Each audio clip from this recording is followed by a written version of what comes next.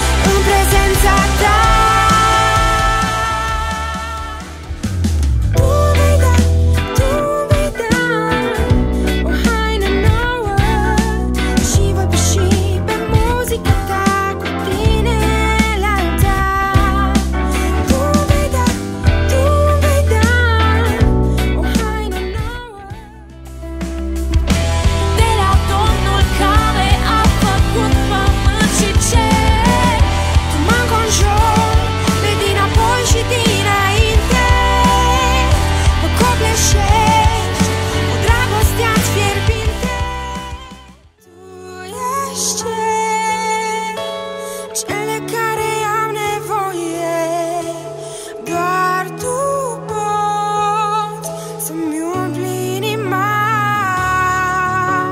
Vreau mai mult.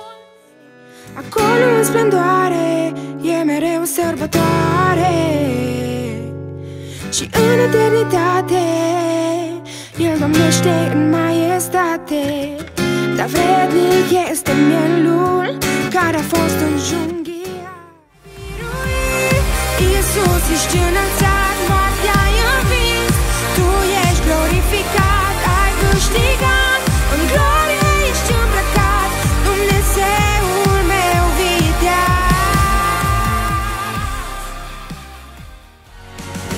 Rămâi mereu de partea mea, nimic nu se compară cu dragostea ta. Tu ești bun și rămâi în veci, tu rămâi în veci. Ești tot ce mi-am putut dori, mai aproape ești decât pot ști. Să aleg după dorința ta este tot ce-mi cer.